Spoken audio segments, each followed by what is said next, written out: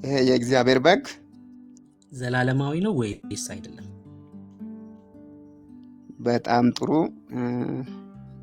የእግዚአብሔር በግ ለኃጢአት ስርየት የተሰጠ ይሄ ስለ አምላክ ዘላለማዊነቱ ነው ወይስ አይደለም ሲል ትንሽ ወደ አምላክ ነው አይደለም ወደሚለው ስለሚመጣ ይሄን ትንሽ እንትን ልበልህ። ከዚህ በፊት የእግዚአብሔር በግ ተብሎ የሚታወቅ የለም። መልስ ይሄ ዘላለማዊ ዮሐንስ ነው ወይም ሳይመሰክር አይደለም? በፊት ዮሐንስ ሳይመሰክር በፊት በግ ተብሎ የሚታወቅ በመጽሐፍ ቅዱስ እኔ አላውቅም። የኔ ጥያቄ ታውቃለህ አታውቅም አይደለም። ዘላለማዊ ነው ይሄ እግዚአብሔር በግ ወይስ አይደለም? ዘላለማዊ መሆኑ በግ ዘላለማዊ መሆኑ የሚነግር ክፍል የለም። በብሉይ ኪዳን ይሁን ዮሐንስ ሳይመሰክር በፊት በግ መኖሩ አላውቅም። እኔ በግ መኖሩ የእግዚአብሔር በግ መኖሩ ዘላለማዊ አይደለም ማለት ነው አይደል? እንደዛ አላልኩም። ቆይ እኔ ያልኩት ስመኝ፣ ዮሐንስ ሳይመሰክር በፊት በግ መኖሩ ለእግዚአብሔር በግ መኖሩ አላውቅም። እኔ ዮሐንስ ከመሰከረም በኋላ ይሁን ከመመስከሩ በፊት ይሁን እሱ አይደለም እኮ ጥያቄው። እንደማለም ይሄ የእግዚአብሔር በግ ዘላለማዊ ነው ወይስ አይደለም? ወይስ ጅማሬ ያለው ነው ጥያቄ። ስለ ሰው እያወራ ከሆነ እኮ ግልጽ እኮ ነው። በቃ ከማርያም የጀመረ ነው ያልክ ማለት ነው። ቢከባ ምናልባት እየሰማኝ ነው ብሩክዬ? ቡርክ በሚገባ ነው የምሰማህ። ዘላለማዊ ነው ይሄ እግዚአብሔር በግ ወይስ አይደለም? እንግዲህ ተናደን እንለያያለን የሚል ሐሳብ ካለ እኔ እንጃ። እየነገርኩ ያለው ግልጽ ነው መልሴ። ዮሐንስ ሳይመሰክር በፊት ዮሐንስ ከመሰከረ በኋላ የእግዚአብሔር በግ መሆኑን አወቅኩኝ። የእግዚአብሔር በግ ነው ብሎ ሲነግረኝ በዮሐንስ ምስክርነት አይቻለሁ፣ አምኛለሁ። ይሄ መጽሐፍ ቅዱስ አይቼ። ከዛ በፊት ግን የእግዚአብሔር በግ አለ ተብሎ የተናገረ ነገር የለም። ለስርየት ይሄ በግና ምናምን ዮሐንስ ከመሰከረ በኋላ ዘላለማዊ ነው። በዙፋኑ ላይ የተቀመጠው በራእይ ላይ አለ። በዙፋኑ ላይ የተቀመጠ በበጉ ፊት ያለ በራእይ ላይ ተናግሯል ወይስ አይደለም? ዮሐንስ ከተናገረስ በኋላ ዘላለማዊ ነው ወይስ አይደለም? ዮሐንስ ከተናገረ በኋላ እንግዲህ በዙፋኑ ላይ በጉ ብቻ ነው ያለው።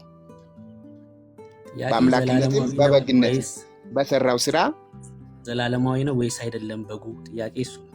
እሺ እኔን የሚዩት ያደረኩት አንዴ ወንድምነት፣ ከዚህ በኋላ እድል አንሰጥህም። ብሩኬም ነፍስን እንደዚህ ማሰቃየት ተገቢ አይደለም። እሱ ምንም የሚያውቀው ነገር አይደለም። ዘላለማዊ ነው ብሎ የሚለው ዘላለማዊ ነው አይደለም ብሎ ተብሎ ለተጠየቀው ጥያቄ ዙፋኑ ላይ የተቀመጠው እና የቆመው ምናም ነገር የተጠየቀው ጥያቄ አጭርና ግልጽ ነው። ዘላለማዊ ነው አይደለም። እዚህ እኮ የምንሰማ ሰዎች ነን ያለን፣ ሁለታችሁንም ማለት ነው። ኦኬ። ከዚህ በኋላ ለተጠየቀው ጥያቄ መልስ መስጠት አለብህ። አንተም ለምጠይቀን ጥያቄ መልስ መስጠት ግዴታችን ነው። አማርኛ ልትማር ከሆነ ሄደ ትምህርት ቤት ገብተህ ተማር። ኦኬ ቴንክ ዩ። ጨርሻለሁ። የመጨረሻ እድል ሰጥሃለሁ። ከገባው ጊዜ እንኳን ጀምሮ ከወንድምነት ጋር ስታወራ የተጠየቀውን ጥያቄ አትመልስም። ብሩኬም ወንድምነት እንደገናም ሲያወራ የተጠየቀውን ጥያቄ አትመልስም። አንተም የምጠይቀን ነገር ካለ ካልመለስን እኛ ነን ማፈር ያለብን ማለት ነው። ኦኬ ቤቱ ስርዓት መኖር አለበት። አክብረንህ ነው እያወራን ያለ ነው። ካልሆነ እታች ወርደህ ታብና ኮፒሊንግ ሼር ያድርግ። ያው ዝንብ የበላው አቶ ማን ነው የሟቹ ሰውዬ ትምህርት ነው እንደዚህ ያደረገህ ማለት ነው እንጂ እንዴት ነው ቀጥታ ለምትጠይቀው ጥያቄ የማትመለሰው? በዙፋኑ ላይ ተቀምጠው በጉ ዘላለማዊ ነው አይደለም ተብሎ ሲባል በዙፋኑ ላይ ተቀምጧል። አይ እንደዚህ ደገፍ ነው ያለው ብሏል ዮሐንስ ካለው በኋላ ግን አላለው። እንደዚህ አይነት ነገር ተው።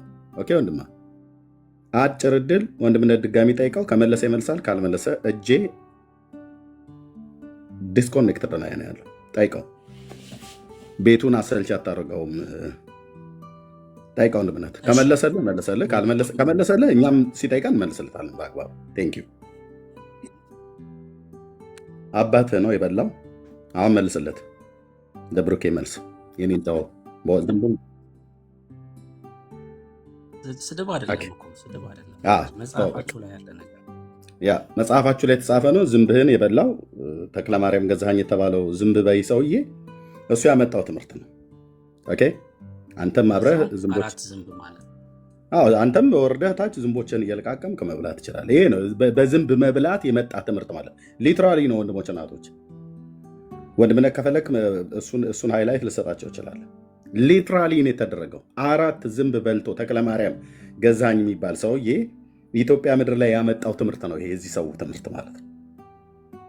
ስለዚህ ሌላ በስርዓት ለተጠይቀው ጥያቄ መመለስ የሚችል እኛም ለምጠይቁን መልስ መስጠት የምንችል ነው መምጣት ያለበት። እታች ሰው እየተበሳጨ መስማት የለበትም። አዝግ አታድርጉት ፕሮግራሙ። የምትገቡ ሰዎች ለምንጠይቃችሁ ጥያቄ መልስ ስጡን። ቴንኪው ወንድም ነቀጥል።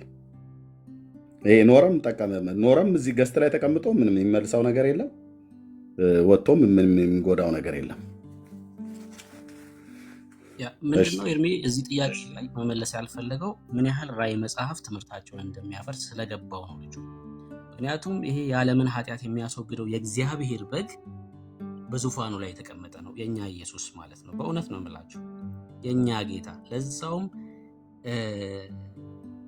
በረከት፣ ክብር፣ ምስጋና፣ ኃይል ከዘላለም እስከ ዘላለም በዙፋኑ ላይ ለተቀመጠው ለበጉ ይሁን ሲሉ ሰማው ይላል። ከዘላለም እስከ ዘላለም የሆነ ማለት ነው። እና ራዕይ መጽሐፍ ላይ ምን ያህል ትምህርታቸውን እንደሚፈርስ ገብቶታል ልጁ። ለዛ ነው ስግደትም ሲጠየቅ ዘላለማዊነቱም ሲጠየቅ መመለስ ያልፈለገው። ለዛ ነው። ለምን በጉ እነርሱ ከማርያም የጀመረ ብሎ ስለሚያምኑ ማለት ነው። ገብቷችኋላ? ሰው ብቻ የሆነው ነው ወልድ ሰው ብቻ ነው ብለው ስለሚያምኑ ዮሐንስ ደግሞ በቃ አፍርሶታል፣ ትምህርታቸውን አፍርሶታል። እንቀጥላለን። ሌሎች ካላችሁ መግባት ይችላላችሁ።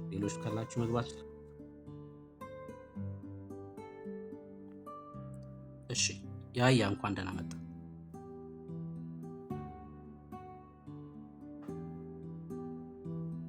ይሰማል? ያያ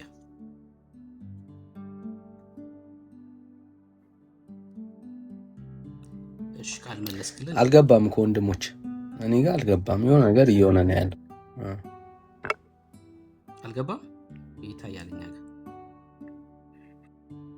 እኔ ጋር አልገባም አይደል?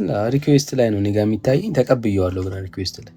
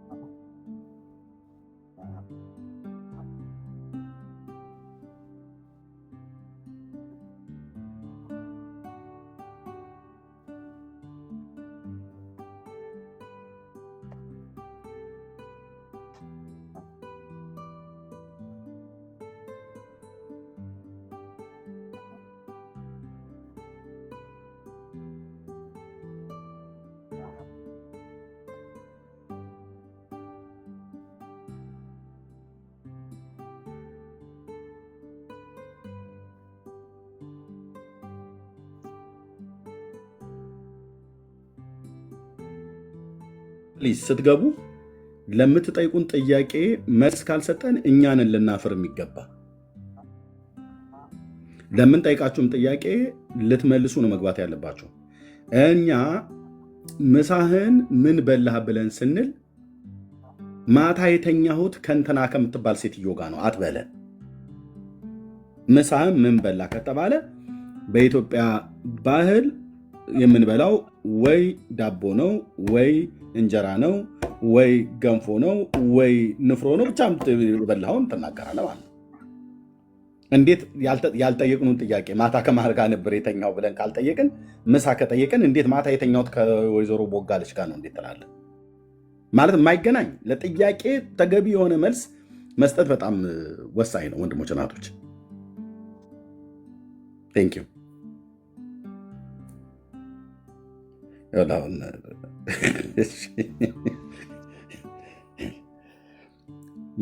ምሳ ምንድን ነው የበላኸው ብዬ እላለሁ። ከታች አንዳንዱ የሚጽፈው ሽሮ ነው ይላሉ። ቢያንስ የእናንተ እንኳን ይቀራረባል። ሽሮ ነው የበላሁት ይባላል። በእርግጥ ሽሮ ይበላል። አሁን ወንድሞች ምሳ እንጀራ በሽሮ ነው የሚባለው። እናንተም እኮ ወደቃችሁ ከፈተና።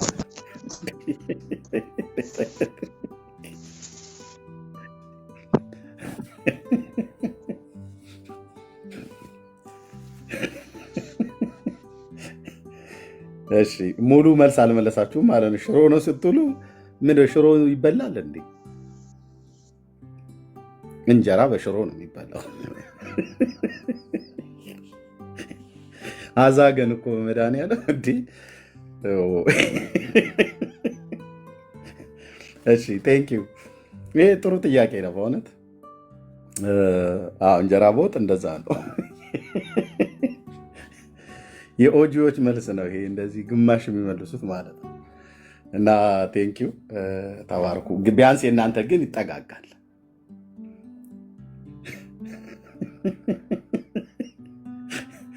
እሺ ቴንክ ዩ ተባረኩ። ይሄ በጣም ወሳኝ ጥያቄ ነው ስለ እውነት። ብዙ ጊዜ ያው እዚህ በሶሻል ሚዲያ አገልግሎት ላይ የኦንሊ ጂሰስን ትምህርት በጣም ብዙ ወንድሞች እግዚአብሔር አምላክ ይባርካቸው ልክ አንኮታኩተው ነው የጣሉት። ላይነሳ ነው የደቀቀው እና ከላይ ጀምሮ ከሄድ ኦፊሳቸው ጀምሮ እዚህ ሚዲያ ላይ ገብተው የሚናገሩትን ሰዎች እኛ ማላካቸው የሐዋርያትን ቤተክርስቲያን ትምህርት ወክላችሁ ማተናገሩ ብሎ አላቸው ተብሎ ውግዘት ሁሉ እንደደረሰባቸው እንደተከለከሉ በኋላ ደግሞ ተመልሰው ደግሞ አሁን አንዳንዶቹ ብቅ ብለዋል እና በቃ ትምህርታቸው ከላይ እስከታች የተናደ ትምህርት መሆኑን ያውን በነገረ ክርስቶስ ላይ ወይ ደግሞ ትምህርተ ስላሴ ተብሎ በሚታመነው ትምህርት እነሱ ስላሴ ላይ ሊያላግጡ ማለት ነው። ግን አንድ ብጠይቃቸው ወልድ ማን ነው ስትላቸው አብ ነው ይለዋል። አብ ማን ነው ብለህ ስትላቸው ወልድ ነው ይለዋል። ወልድ ማን ነው ስትላቸው ቱታው ነው ይለዋል። ማለት ስትላቸው ስጋው ይለዋል። ስጋው ማለት ይሄ ከገበያ የሚገዛው አይነት ስጋ እያልከ ነው እሱ ቱታው ነው ይለዋል። እሱ ታዲያ እርሱ ተብሎ ይጠራሉ ወይ? ስጋው እርሱ ተብሎ ይጠራሉ ወይ ብለህ ስትላቸው አይ እርሱ የተባለው በውስጡ የሚኖረው እንጂ ከውጭ ያለው ቱታው ወይ ጃኬቱ አይደለም ይለዋል። ታዲያ ለወልድ ትሰግዳላችሁ ወይ? ቅድመ እንዳልመልሰው ማለት ነው። ለወልድ ትሰግዳላችሁ ወይ? አይሰግዱም። ወልድ ማለት ለእነሱ ጃኬትና ቱታ ነው እና በጃኬትና በቱታ ውስጥ ለሚኖረው ለአብ ነው የምንሰግደው ይለዋል። እነሱ ጃኬት ቱታ ሲሉኛ ከታች ሱሪና ቡታንታቸው እስኪወልቅ ድረስ ጥያቄ እንጠይቃቸዋለን ማለት ነው። ለዚህ ነው ቅድም ወንድምነትም ሲጠይቀው ዳንኤል ሲጠይቀው አልመለሰም፣ ብሩኬም ሲጠይቀው አልመለሰም። እኔ ጌታ እግዚአብሔር ምስክር ነው እንዴ በአንድ ፊቱን እኮ እስልምና በስንት ጣዕሙ እኮ ብለህ ትላለህ። ከእንደኚህ ሰዎች ትምህርት እስልምናም ወልድን የካደ ነው፣ ግን የእነሱ አንድ ፊቱን ይሻላል ነው ነብይ የምለው። እስልምና በአንድ ፊቱኑ በቃ ኢየሱስ አምላክ አይደለም ብለው ነው የሚሉ። ቱታ ነው፣ ጃኬት ነው፣ ነጠላ ነው፣ ጋቢ ነው አይሉም። እነዚህ እኮ በስም ክርስቲያንን ይላሉ፣ ራሳቸው ናቸው ያሉት፣ ያላቸው ሰው የለም። እስልምና በስንት ጣዕሙ ትላለህ? እነዚህ መጽሐፍ ቅዱስ የያዙ እስላሞች ናቸው እንኳን እንዳትላቸው፣ እስላሞቹ እንደዚህ ሲፈላሰፉ አታይም። እነሱ አብ የሚባል አያውቁም፣ ኢየሱስም አምላክ ነው ብለው አይሉ፣ መንፈስ ቅዱስ የሚባልም የሥላሴ ሶስተኛዋን አካል አያውቁም፣ እስልምና ማለት ነው። እነዚህ ግን መንፈስ ቅዱስ እናውቃለን ይለዋል። ማን ነው መንፈስ ቅዱስ ትላቸው? ትንፋሽ ነው፣ ንፋስ ነው፣ እፍታ ነው ምናምን። መጽሐፍ ቅዱስ ላይ ቆመ ስጠይቀው ቅድም ወንድሞች እንደጠየቁት ነው የሚናገሩት። ወልድ ማን ነው? ስጋው። አብስ በስጋ ውስጥ የሚያድረው ማን የላከው ወልድን? አብ። የመጣው የተወለደው ማን ነው? አብ። እንዴ ማን የላከው ወልድን? ኢየሱስን አብ ነው የላከው ይለዋል። የተወለደው ታዲያ ማን ነው? አብ። አብ ልኮት አብ ተወለደ። እንደዚህ አይነት ትምህርት ነው ወንድሞች እናቶች።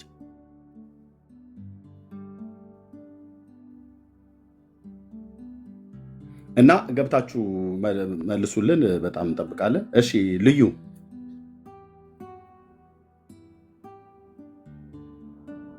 ከብሩክ ጎን ያለው ሰው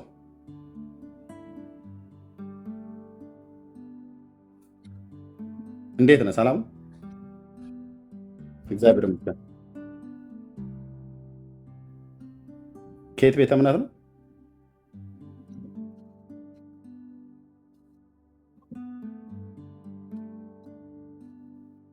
እሺ ርዕሱን ላይ ልትናገር የገባው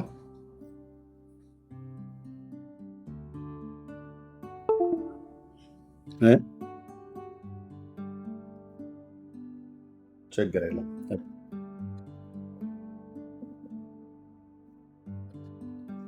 እሺ ቴንክ ዩ ወንድማችን። ቃለ ሕይወት ነው ያለው።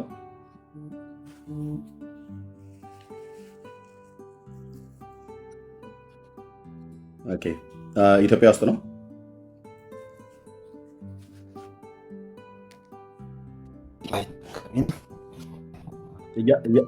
እያናገርኩ እኮ ነው። ለምን እንደምትዘገየው ወይስ አይሰማም?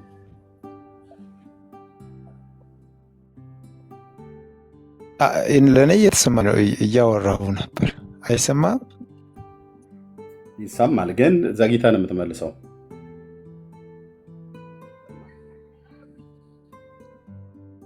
ኦኬ። አይ እየተሰማኝ ነው። እኔ ማለት አስተያየት ለመስጠት ነበር። ጊዜያችን ወይስ ታረከው? ኦኬ ማርዲ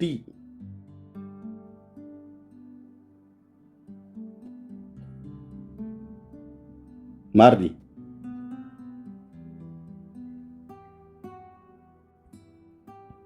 እሺ ኦኬ የመስቀሉ ጌጥ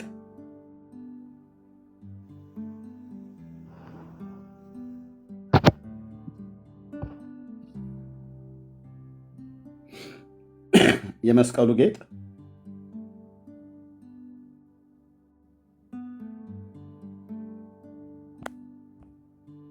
እኛ የመስቀሉ ጌታ እንላለን፣ አንቺ የመስቀሉ ጌጥ ያልሽ። የመስቀሉ ጌጥ የሚባል ነገር አለ ሲጀምር?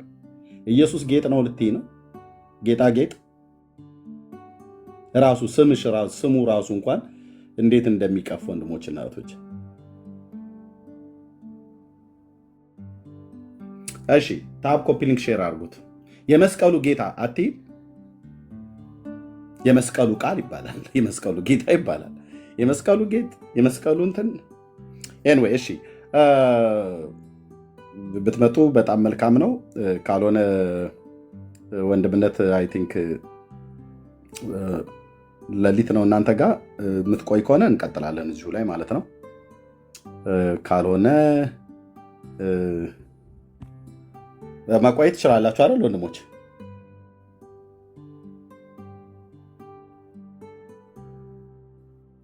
ዳኒ ምን አልከኝ? ብርክ ወይ ወንድምነት እንችላለን። ከፍታለህ አንተ? አይ ነው ችግር የለውም። መቆየት ከቻልን እንድንቆይ እዚሁ ሆኖ ታፕ ኮፒ ሊንክ ሼር የሚደረግ ማለት ነው። እንችላለን። እሺ አይ ቲንክ ወንድምነት ሰናይ አንድ ቁጥር ሲሰፍ ነበር የሚለው ነገር ካለ ማለት ይችላል። ቴንክ ዩ። ግን አቤት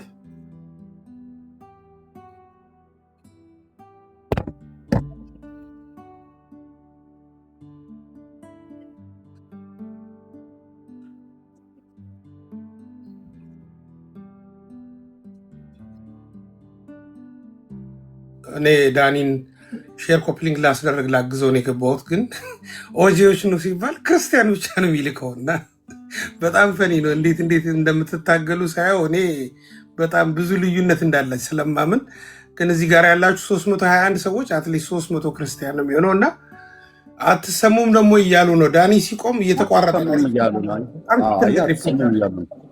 ሪፖርት አለው ማለት ነው።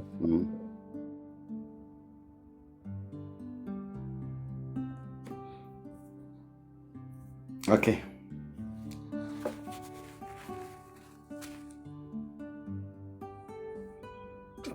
ወንድምነት እሺ፣ እኔ ወርጄ ልመለስ እንዴ?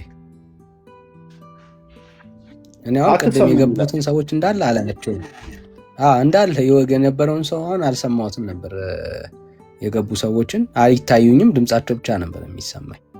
ቅድም በሪፖርት አዘግተውን ድጋሚ ነው የከፈትኩት። አሁንም ሻዶው ቫን ውስጥ እንደገባብህ ነው የሚያሳየው። ለዚህ ነው ሰዎች ሲገቡ የማይታየውም ሪፖርት አለ።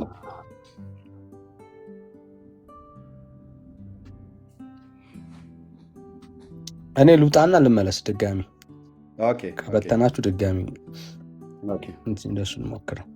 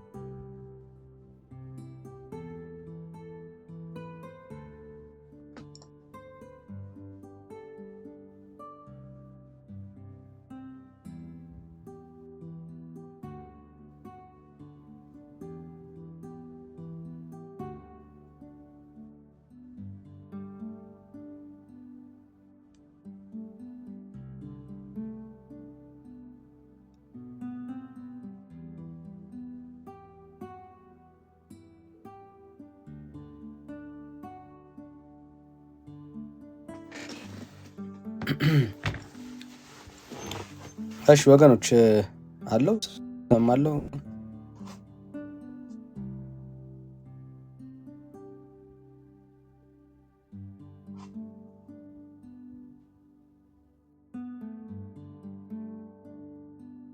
እሺ መጣው። አሁን ትታዩኛላችሁ።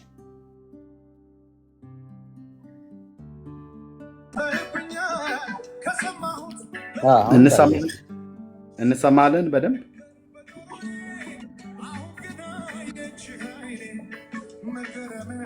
ድምፁም ማለት መዝሙሩም ይሰማኛል። ዘግይቶ ነው የሚደርሰው ግን ወገኖች፣ ዘግይቶ ነው የሚደርሰው። ኦኬ እሺ፣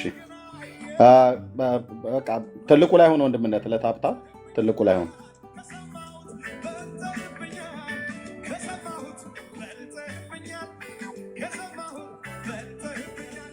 ኦኬ። ዘግይቶ ነው የሚደርሰው ግን ይሁን።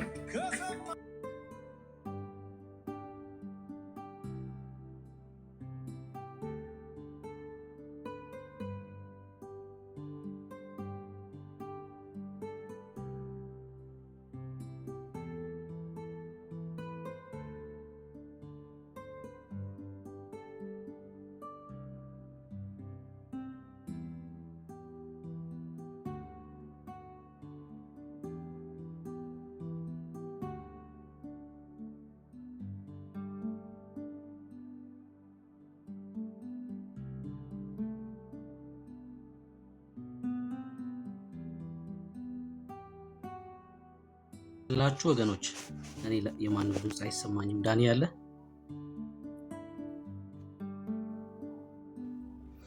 ብሩኬ። እሺ አሁን መጣችሁ። አሁን ይሰማኛል። እሺ ወንድምነት ወይ ትከፍታለህ ብሩኬ? ወይ ዳንሽ ሰማለሁ። አሁን ትሰማለህ? አሁን መጣው። እሺ አሁን ትሰማለህ? ታች ላላችሁ ሰዎች ይሰማል? ምናልባት ታች ያላችሁ ሰዎች የኔን ድምፅ እየሰማችሁ ነው? እስኪ ንገሩን። ታች ያላችሁ ሰዎች በ1960 ዓመተ ምህረት አዲስ አበባ አቶ አሁን ቤት ለጸሎት ተንበርክኬ ሳለሁ የኔ ድምፅ ይሰማል። እሺ የዳኒስ ድምፅ ይሰማችኋል? ዳኒ ቼክ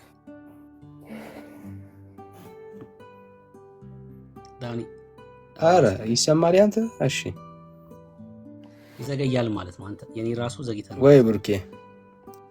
አይ ይዘገያል። ዳኒ ዘግይቶ ነው ይሰማል። ኦኬ እሺ የዳኒ ይሰማችኋል?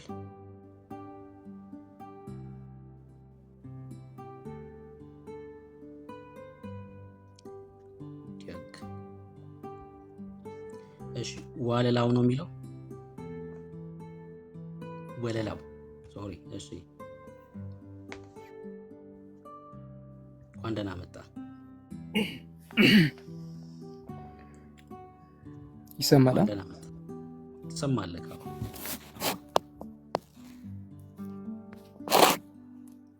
የኔ ይሰማካል? ይሰማል። ከየት ቤተ እምነት ነህ?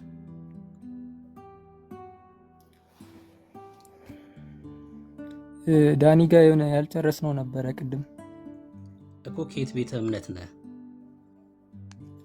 ኦኬ እኔ ኦርቶዶክስ ነኝ። አንተ ከየት ቤተ እምነት ነህ? እኔ ክርስቲያን ነኝ። ከየት ቤተ እምነት? ክርስቲያን ነኝ። ከየት ቤተ እምነት?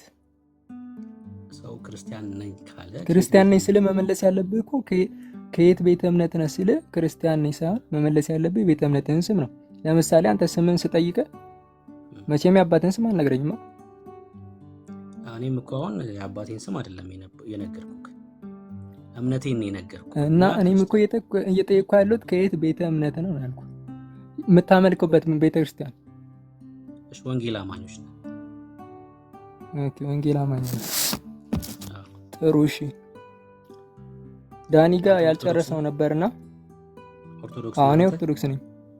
አንተ ምን አማኝ ነህ? አንተ ምን አማኝ ነህ? ምን አማኝ ነህ ስትለኝ እኔ አሁን ወንጌል አማኝ ነኝ አልኩህ። አንተ ምን አማኝ ነህ?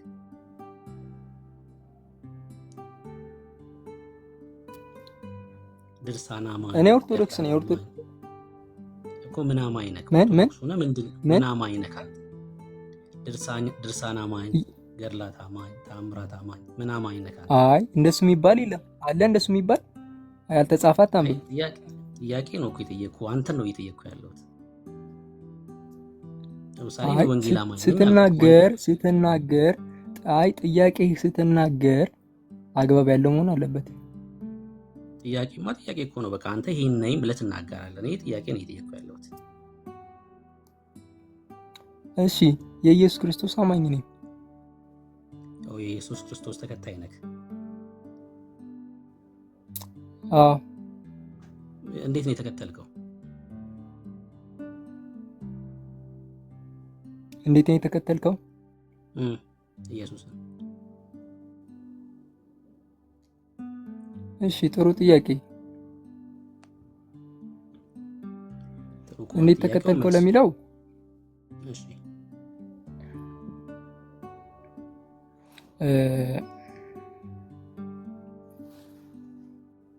በማመን ነው የምከተለው። ሌላ የምከተለው ከዛም በስራ በእምነት ከዛም በስራ። ኦኬ መች ነው በእምነት ጌታን የተከተልከው? ኢየሱስን የተከተልከው መቼ ነው? ጌታን በእምነት የተከተልከው?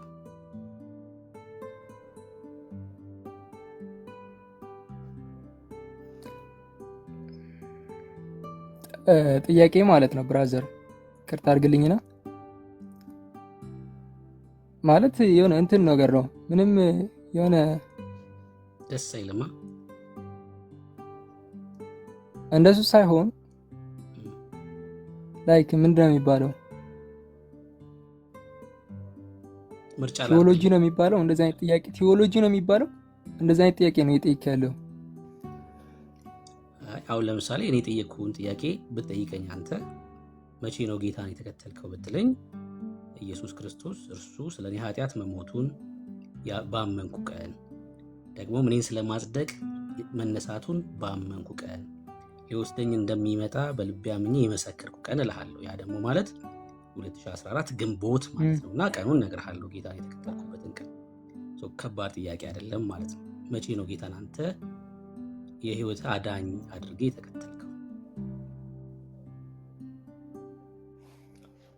ኦኬ፣ እሱ አንድ ጥሩ ነገር ነው፣ ግን አመላለስ አሪፍ ነው። በልመለስ አንተ። እሺ፣ እኔ ጌታዬን አመኛ አድርጌ የተቀበልኩት ገና ከህፃንነቴ። በህፃንነትማ እሱ ተቀብሎክ ነው እንጂ አንተ ልትቀበለው አትችልም። ማለት ለምሳሌ እኔ ስናገር ምን ብያለሁ? እሱ ስለ እኔ ኃጢአት መሞቱን አምኜ አልኩኝ። ያ ማለት መሰበክ አለበት ማለት ነው። ለማመን የምሰማው ወንጌል አለ ማለት ነው። እኔ ደግሞ መቀበል አለብኝ። በህፃንነት ከሆነ ግን እሱ ተቀበለህ እንጂ አንተ ልትቀበለው አትችልም ማለት ነው። ወንጌል ሰምተህ ልታምን ስለማትችል አንተ ለምን ትችላለህ? በህፃንነት ወንጌል ሰምተህ አምነህ መቀበል ትችላለህ።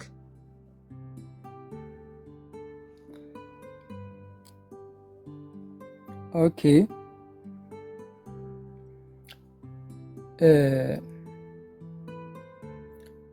እንዳልከው አልችልም።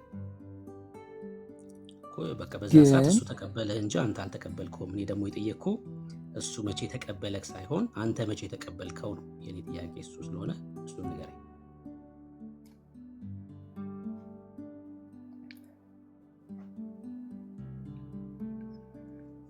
እሺ፣ ያ ማለት እኔ በቃ እኔ ኦርቶዶክስን ስቀላቀል በቃ ክርስቶስን ተቀብየዋለሁ እንደማለት ነው።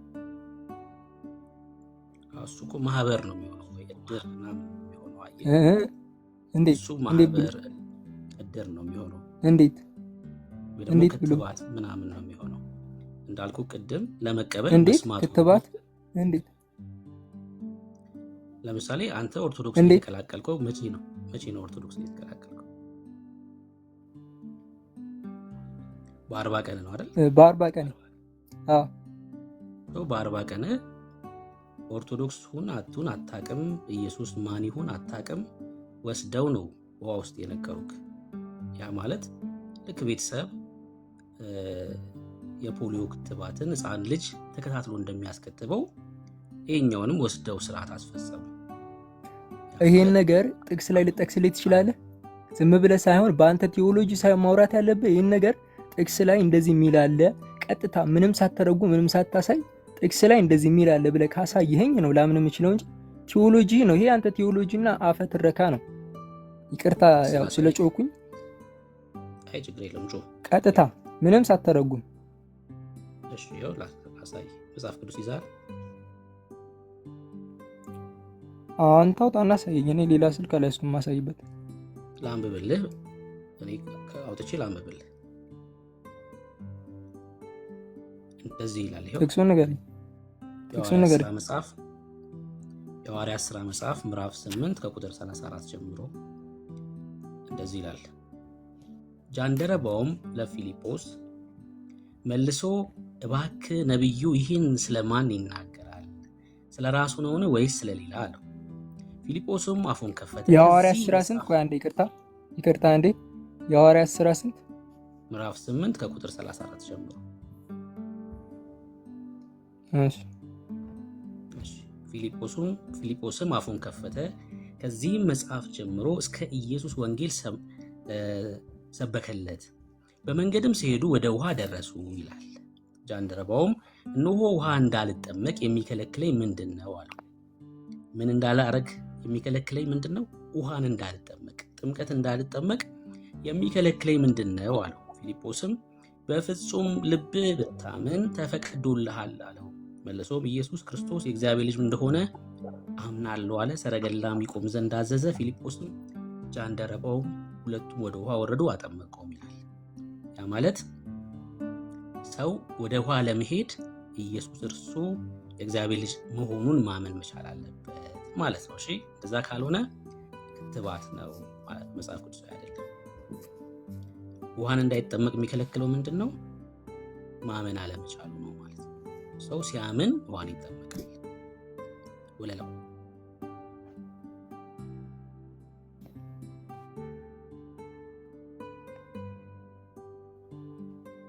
እየሰማሁ ነው።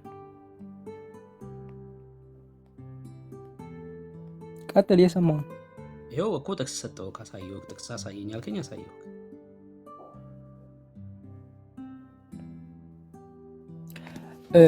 እዚህ ጋር የሚያሳየው ብራዘር እምነት ወደ ጥምቀት መጠመቁ መቀየሩ ነው።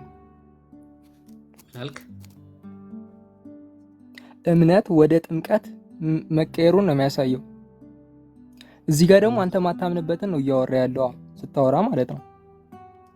እኔ ማምነውንማ ትጠይቀኛለህ ከጠየቅ በኋላ ምክንያቱም የጥምቀትን መታዘዝ ነው የሚያሳየው። እዚህ ጋር ማየት ያለብን ነገር የጥምቀትን መታዘዝ ነው የሚያሳየው። ይቅርታ አድርግልኝና ጃንደረባው በወንጌል ከሰማ በኋላ ወዲያውኑ የተገለጠለት ነገር እውነትን ለመቀበል ፈቃደኛ ሆነ ነው አይደለም? ውሃው ከመጠመቅ ማን ይከለክለኛል ብሎ በመጠየቁ ፊልጶስ ሰረገላውን አስቆመ። ይሄ የሚያሳየው እምነት ወደ ተግባር ወይም ወደ ጥምቀት መሸጋገሩን ነው። አየህ፣ ጃንደረባው ጎበዝ ነው። ካመነ በኋላ ሲጠመቅ እንመለከታለን። አንተ ግን ሳታምን ነው ሂደግ ውሃ ውስጥ የተነከርከው እያልኩ ያለሁት። አየህ፣ የአንተን የስተት ትምህርትን ያሳየው። ጃንደረባውማ ትክክለኛ ተግባር ሲፈጽም ነው የምንመለከተው። አንተ ግን ያለ እምነት የሆነ ጥምቀት ነው የተጠመቀው። እሱን ደግሞ መጽሐፍ ቅዱስ እንደሚቃወም አሳየው ነው እያልኩ ያለሁት። አንተ እኮ አሁን ማታምነውን ትምህርት እኮ ነው ያስተማርክ ያለው። ገብቶሃል? የኔን ትጠይቀኛለህ፣ ችግር የለውም። አሁን የአንተን ነው እያሳየው ያለሁት። የኔን ደግሞ ትጠይቀኛለህ። የአንተ በ40 ቀን ተከተልኩት ያልከው ኢየሱስ መጽሐፍ ቅዱሳዊ አይደለም። ሐዋርያቱ እሱን አላስተማሩም። እሱን ነው ያሳየው ያለው እኮ። አየህ፣ ጃንደረባው ውሃን የሚከለክለኝ ምንድን ነው ሲለው ካመንክ ተፈቅዶልሃል አለው። ውሃ የሚፈቀደው የውሃ ጥምቀት ላመነ ነው ማለት ነው። አየህ፣ ግን በ40 ቀን ኢየሱስን ማመን አችልም። ኢየሱስን አምነ መቀበል አችልም። ሳታምን ነው ወደ ውሃ ሄድከው ማለት መጽሐፍ ቅዱሳዊ አይደለም ማለት ነው።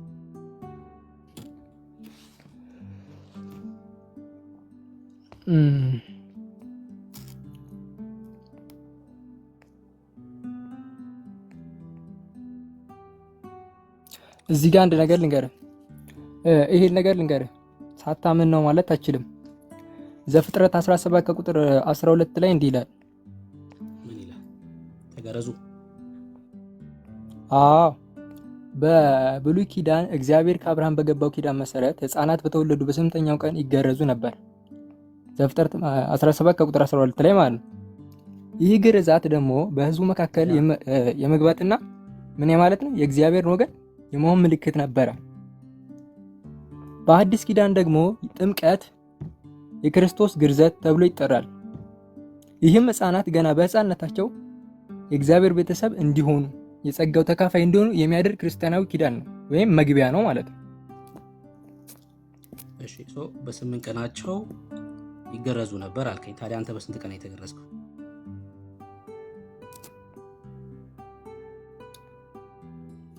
በ8 ቀን ነው የምገረዘው ነኝ። አስረዳውኩ። እነሱም በ8 ቀናቸው ተገረዙ፣ አንተም በ8 ቀን ተገረዝክ ነው አይደል? ሌላው ነገር ደግሞ ጥያቄ መልስልኝ። አይ ልጨርስልህ፣ አልጨረስኩልህም እኮ ሰምቻለሁ። አሁን የተናገርከው አይ አልጨረስኩልህም። እሺ ጨርስሽ። አንተ ሌላው ነገር አንተ ሳታምን ነው ላልከው ነገር ምን ይላል ራሱ በእግዚአብሔር በቃሉ ማርቆስ 10 ምዕራፍ 10 ላይ እስከ 14 ላይ ባለው ሕፃናት ወደ እኔ ይመጡ ዘንድ አትከልክሏቸው የእግዚአብሔር መንግስት እንደዚህ ላሉት ናትና ይላል። ስለዚህ አሁን አንተ ባልከው ይሄን ቤተክርስቲያን ምን ብላ ነው የምትፈታው? የኛ ቤተክርስቲያን ሕፃናት የእግዚአብሔር መንግስት ወራሾች ከሆኑ ወደ መንግስቱ መግቢያ የሆነችውን ጥምቀት መከልከል እንደሌለባቸው ታምናለች። ይሄን አሁን ልጠይቅህ። ዘፍጥረት መጽሐፍ 17 ላይ በ8 ቀናቸው ይገረዙ ነበር አልከኝ አይደል? አንተ በስንት ቀን የተገረዝከው? በ8 ቀን ነው። ኦኬ፣ ስትገረዝ ምን አገኘህ አንተ? እና እንጂ ቤት ነው ወይስ ሐኪም ቤት ነው የተገረዝከው?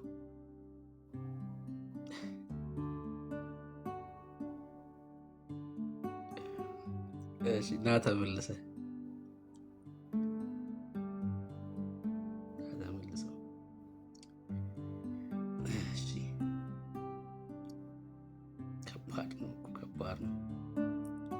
እነሱ ተገርዘው ነበር እኔም ተገረዝኩኝ አለን። እሺ ምን ይሁን ላትገረዝ ነው?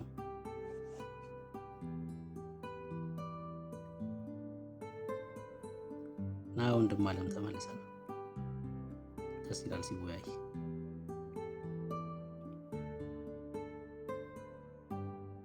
ና ኢንቫይት አድርጌያለሁ።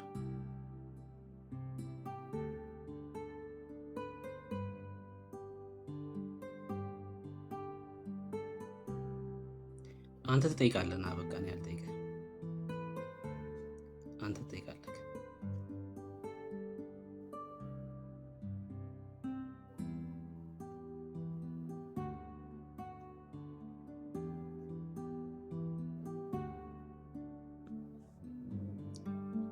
እሺ ከገባ ከአንተ ነሽ የምጠይቀው፣ እኔ አልጠይቅም። አንተ እንድጠይቅ ፈቅድልሃለሁ።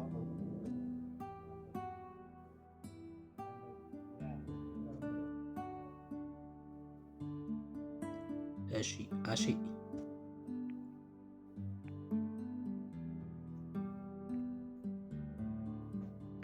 ሶሪ ፊራ የሚል አለ ከታች። ፊራ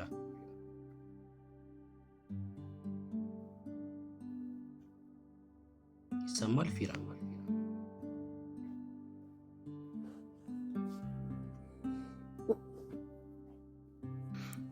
ብሩኬ አሁን እኔ ጋር የሚገርም ነገር አልገባም። አልገባም? እኔ ጋር አሁን አልገባም የሚገርም ነገር። እኔ ጋር ደግሞ ሚዩት አድርገው ቁጭ ብሏል። ሪፖርት አለው እኮ ዳኒ፣ በቃ ቤቱ በጣም ሪፖርት አለው። ለዛ ሪፖርት ተደርጓል። እሺ አሼ ይሰማል? ኤምዜድ አለች ገስት ላይ እኔ ጋር የሚታየኝ አሼ። ከዛ ደግሞ ፊራ አለ።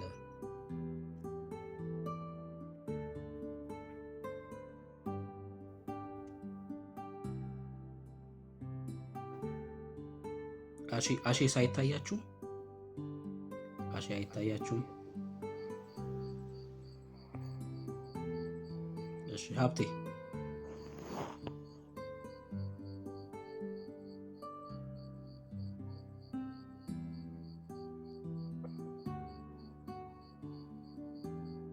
ሀብቴ እሺ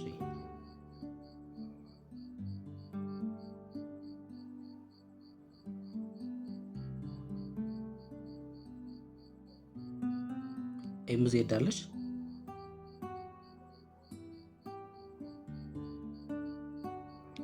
ኦኬ ገስት ላይ ያሉ ሰዎች በቃ ሚዩት ራሱ ማንሳት አይችሉም ማለት ነው። እንደዚህ ከሆነ ሰና ያለክ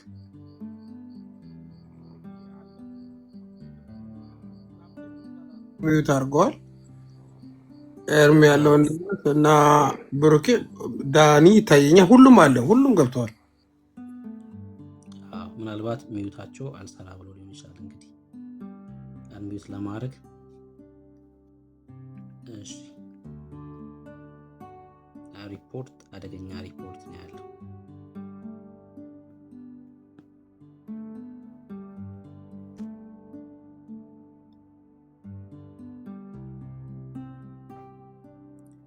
አውቀው ነው። እሺ አሼ ላወርድክ ነው። አሼ ፊራ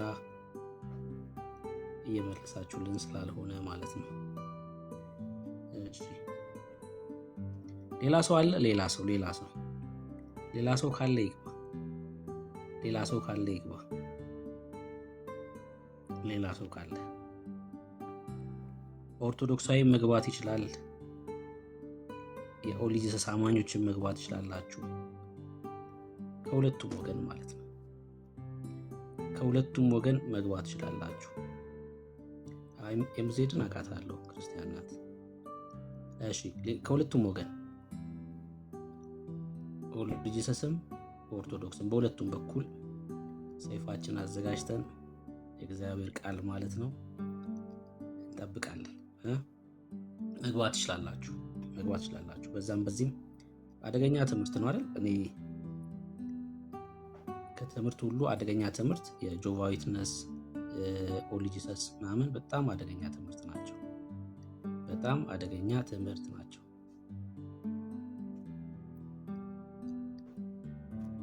እኔ ልግባ።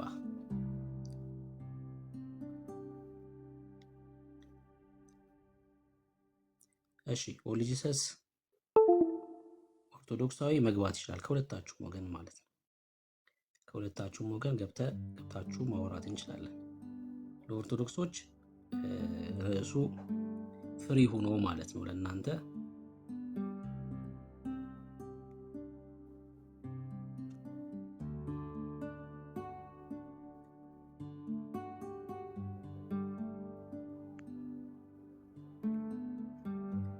እሺ አዲስ ፍጥረት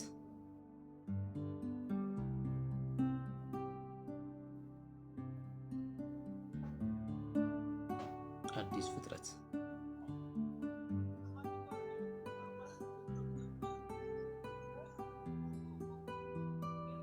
ጆቫማ ያው ሁለቱም በተመሳሳይ ወቅት ላይ ነው የተነሱት ትምህርቶቹ ማለት ነው። ሁለቱም በሶስተኛው መቶ ክፍለ ዘመን ነው።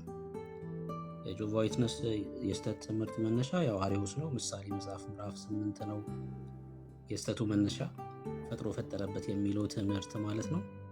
ኢየሱስ ክርስቶስ ፍጡር ነው የሚለው ትምህርታቸው ማለት ነው። እና ቀዳሚ ፍጡር ነው ብለው ያምናሉ። ምሳሌ መጽሐፍ ምዕራፍ 8 ስለ ጥበብ የሚያወራው ክፍል ማለት ነው። አንደኛ የስተት ትምህርት ነው። ይሄኛውም የኦሊጂሰሶችም እንደዛው ማለት ነው። እሺ ቡዛ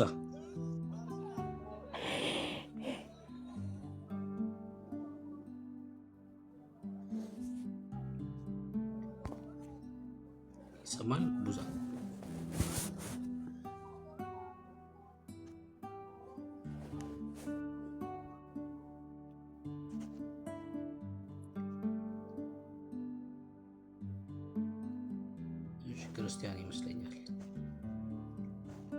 ክርስቲያን ይመስለኛል።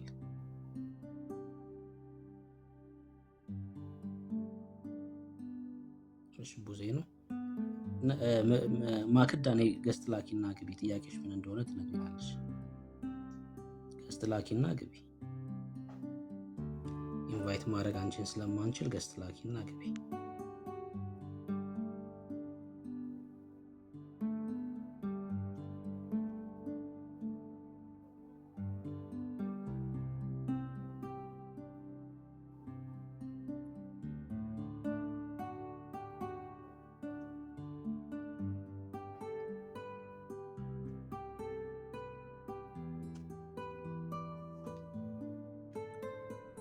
እሺ ሌላ ሰው መግባት የሚችል ካለ ቤታችን ክፍት ነው። በተነሳው ርዕስ ላይ ለማውራት ዝግጁ ነን። እንግዲህ የትምህርተ ሥላሴ መጽሐፍ ቅዱሳዊ ትምህርት ነው።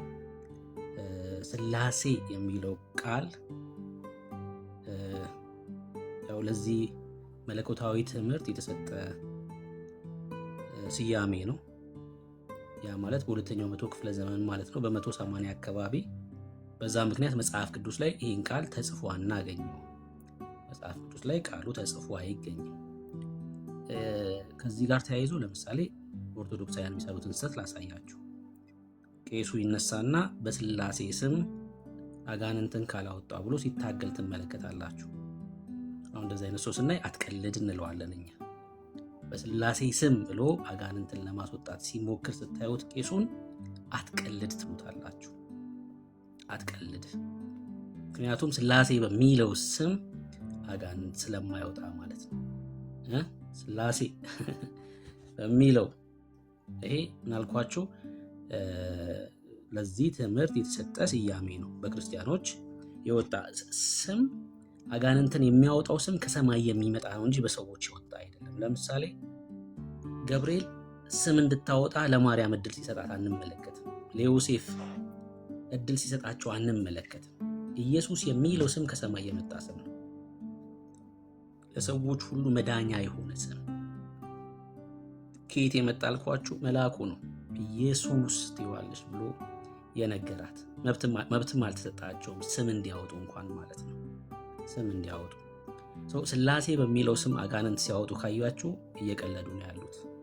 ከአጋንንት ጋር ዲል አድርገው ነው እየተንጫጩ ያሉት ማለት ነው። የአጋንንት መንግስት እያቋቋሙ ነው ያሉት በዛ ውስጥ። ሥላሴ የሚለውን ስም ሰው ጠርቶ አጋንንትን ሊያስወጣ በሽታ ሊፈውስ አይችልም ማለት ነው። እንዳልኳችሁ ዘግይቶ ለምሳሌ ይህን ስም አያውቁትም። እነ ጳውሎስ አያውቁትም፣ እነ ጴጥሮስ አያውቁትም። ምኑን ነው ማያውቁት? ስሙን ነው። ትምህርቱንማ እነሱ ናቸው የነገሩ አይደል? ትምህርቱን እነ ጳውሎስ በመልእክታቸው ጽፈውልናል። የትኛውን? አንዱ አምላክ በሶስት አካል መገለጡን ማለት ነው። አንዱ አምላክ በሶስት አካል በዘላለም ውስጥ መኖሩን በመልእክታቸው ውስጥ አሳይተውናል። ደግሞም የቀደሙት ነቢያት አባቶችም ደግሞ በቀደሙ ኪዳን መጽሐፍ በደንብ አድርገው ይሄ አንድ አምላክ የእስራኤል አንድ አምላክ የሆነው በሶስት አካል እንዳለ አሳይተውናል ማለት ነው። በተለይ የብሉይ ኪዳን ጥቅሶች በጣም በግልጽ በሚታይ ደረጃ ይናገራሉ። አዲስ ኪዳን ደግሞ ያው ጌታ የተገለጠበት ስለሆነ በደንብ ይታያል ማለት ነው፣ በአዲስ ኪዳን መልእክታቶች ውስጥ ማለት ነው። እና ይህ አንድ አምላክ በሶስት አካል ተገልጦ በዘላለም ውስጥ ያለ ነው ማለት ነው። ከስም ጋር በተያያዘ ግን ሥላሴ የሚለው ስም እንዳልኳችሁ ዘግይቶ፣ ለዛ ነው የእግዚአብሔር ቃል ላይ ይህን ስም አናገኘው። ለምሳሌ የብሉይ ኪዳን መጽሐፍትን የኦርቶዶክስን ስንቃወም ለምሳሌ የምንቃወምበት አንደኛው ምክንያት በኢትዮጵያውያን የተጻፈ በደብተራዎች የተዘጋጀ መሆኑን ከሚያሳብቀው አንዱ የአዳም ሰባተኛ ልጅ የሆነ ሄኖክ ጻፈው ተብሎ የሚታመነው መጽሐፍ ሄኖክ ሥላሴ የሚል ቃል ተጽፎበት እናገኛለን። ማን የጻፈው ተብሎ ነው የሚታመነው? የአዳም ሰባተኛ ትውልድ የሆነው ሄኖክ ምን ብሎ ጽፏል? ሥላሴ ብሎ ጽፏል። ከመሆን ይህን ቃል መቼ ነው መጠቀም የጀመርነው አልኳችሁ? ጌታ ክርስቶስ ኢየሱስ ከሞተ ከተነሳ ካረገ ከ150 ዓመት በኋላ ይሄ ስም እንኳን ክርስቲያኖች እንደ ስም መጠቀም የጀመሩት ማለት ነው። አትቀልዱ እንላችኋለን። አያችሁ፣ መጽሐፉ የተጻፈው መቼ ነው ማለት ነው? ከዛ በኋላ የተጻፈ መጽሐፍ እንደሆነ ይናገራል ማለት ነው። በዚህ በሐዋርያቱ ዘመን የተጻፈ መጽሐፍ እንደሆነ ይናገራል። እንዲሁም ደግሞ ሲራክ መጽሐፍም እንዲሁ ሥላሴ የሚል ቃል በሲራክ መጽሐፍ ምዕራፍ 3 ቁጥር 22 ላይ እናገኛለን ማለት ነው። እነዚህን ስሞች ይሄን ስም በዛ መጽሐፍ ላይ ማግኘት በራሱ ስህተት ነው። ለምሳሌ ተረፈ ኤርምያስ ላይ ኢየሱስ የሚል ስም አለ። አይገርማችሁ? አይገርማችሁ? ተረፈ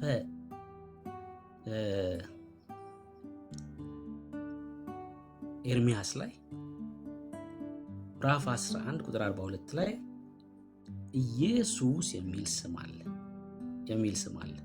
ይህን ስም ግን ገብርኤል ነው ለመጀመሪያ ጊዜ ሲያስተዋውቀን የምንመለከተው አይደለ? በሉቃስ ወንጌል ላይ ወይ ደግሞ በማቴዎስ ወንጌል መጽሐፍ ምዕራፍ 1 ላይ ማለት ነው። በብሉይ ኪዳን በነበረ ጌታ ከመወለዱ ከ600 ዓመት በፊት ኢየሱስ የሚል ስም ስታገኙ ይሄ መጽሐፍ በራሱ ችግር እንዳለበት ትመለከታላችሁ። እንደውም በ2000 ዓመተ ምህረት ላይ በ1980 ዓመተ ምህረት ላይ የኢትዮጵያ ኦርቶዶክስ 11 ምዕራፍ ያለው መጽሐፍ ነበር ያዘጋጀችው። 2000 ላይ ግን 10 ምዕራፍ ቅርጥፍ አድርጋ በልታ አንድ ምዕራፍ ብቻ አድርገዋለች። አይገርምም? 10 ምዕራፍ የት እንደከተተችው አይታወቅም። አንድ ምዕራፍ ብቻ አደረገችው ማለት ነው። በ2000 ዓመተ ምህረት ላይ 10 ምዕራፍ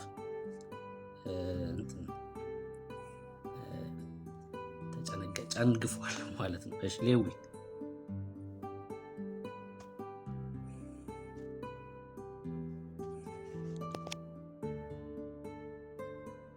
ይሰማል? ሌዊ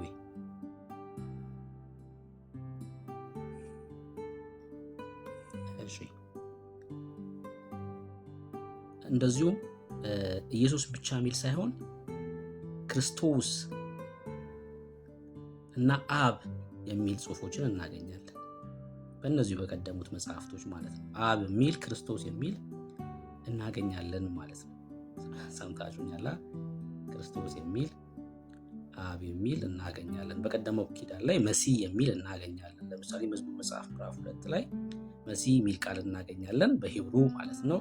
ክርስቶስ ደግሞ በአዲስ ኪዳን በመልእክታቶች ላይ ክርስቶስ የሚል ጽሑፍ እናገኛለን እና ከክርስቶስ ጌታ ከመወለዱ ከ600 ዓመት በፊት የብሉይ ኪዳን ጸሐፊዎች የሂብሩ ተናጋሪ የሆኑት በግሪክ ቋንቋ ክርስቶስ ብሎ ጻፉ ብለው ነው እንግዲህ ያስቀመጡልን ማለት ነው። ለዛውም ሄኖክ ነው ይሄን የጻፈው። እነዚህ መጽሐፍቶች በራሳቸው የሚያዝናና ነገር አላቸው። በተለይ ኢትዮጵያ ውስጥ ያሉት በተለይ ማለት ነው። መቃብያን ለምሳሌ ውጭ ያለው 1 እና 2ን ለማየት ሞክሬያለሁ።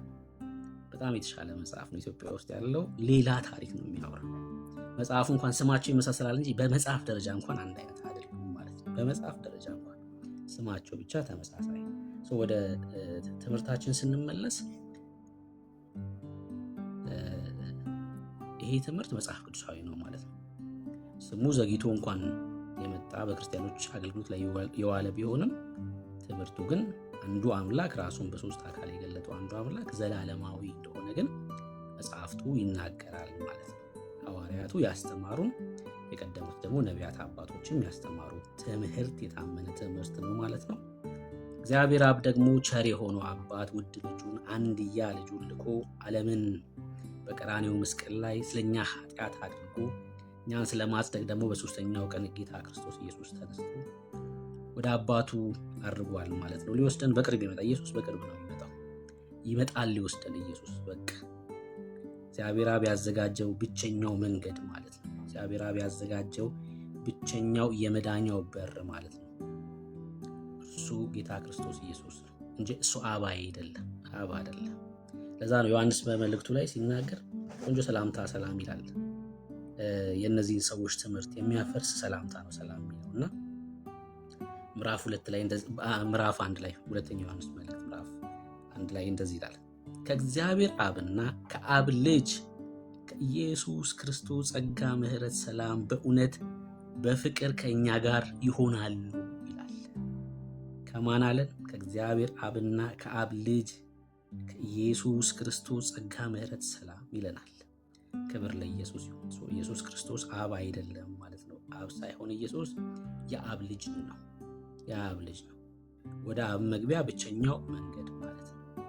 ስለኛ ኃጢአት የሆነ ማለት ነው። ስለኛ በቀራንዮ መስቀል ላይ የሞተልን ስጦታችን ማለት ነው። ኢየሱስ ስጦታችን፣ የአብ ውድ የሆነ ስጦታ ማለት ነው ኢየሱስ። ቸር የሆነው አባት የሰጠን ስጦታ፣ የአብን ስጦታ ተቀብለን ነው ወደ አብ መግባት የምንችለው። ጸጋ ማለት ይሄ እኮ ነው። በቃ ጸጋ ማለት ይሄ ነው። የአብን ውድ የሆነ ስጦታ ተቀብለን ነው እኛ ደግሞ ወደ አብ መግባት የምንችለው ማለት ነው። በሱ ካልሆነ ወደ አብ መግባት እንደማይቻል መጽሐፍ ይናገራል። ቅድም ወንድማችን አምኜ እና በስራ እየተከተልኩት ነው አለ። ሰው በስራ እየተከተልኩት ነው ካለ ሞኝ ነው። በጣም ሞኝ ነው። በጣም ሞኝ ነው።